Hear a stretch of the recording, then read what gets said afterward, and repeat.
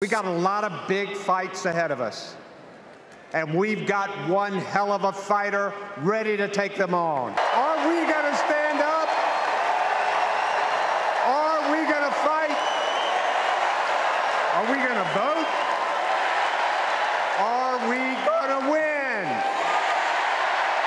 You bet we are. Let's go get them.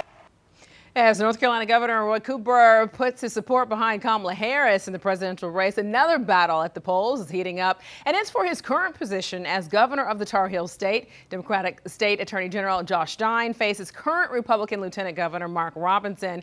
And Queen City News reporter Shakira Speaks Tonight is looking into new polling, which shows Stein taking a significant leap ahead. North Carolina voters will be part of one of the most exciting governor's races in the country. In recent weeks, Attorney General and Democratic gubernatorial candidate Josh Stein has created a sizable lead over his opponent, Lieutenant Governor Mark Robinson. Political experts say the margins have them paying close attention. Josh Stein is up 14 points over Mark Robinson. The two are battling for a spot in the North Carolina governor's mansion. A new High Point University poll had registered voters with Democrat Josh Stein top of the leaderboard with 48% of the vote so far, while Republican Mark Robinson had 34%, and 18% are undecided. That's fairly unusual. We would think that the presidential would lead into the gubernatorial race and that they would kind of mirror each other, but that is not happening at this early stage of the general campaign.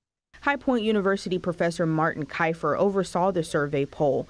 He says all of the votes aren't set in stone and there's still time to sway all of the voters. What we find is that it's split. We've got some questions in there that look at what we call issue ownership. So, okay, which of these candidates do you trust most to resolve whatever kind of problem or issue?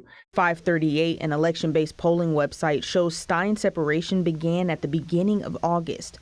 With the Democratic National Convention over, Republicans are working to re-amplify their voting base and the undecided group. In a tightly divided state like North Carolina, we've got every expectation that this will continue to be really close going up to Election Day this year. North Carolina's governor's race is probably going to be the premier governor's race in the entire country. I think a lot of money is going to be pumped into it. It could be, at the end, the most expensive gubernatorial race that we have seen in this state's history.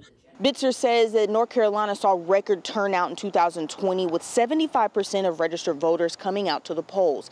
He says we'll be close to that if the energy and dynamic continues over the next couple of weeks. For now, reporting in Charlotte, Shakira Speaks, Queen City News.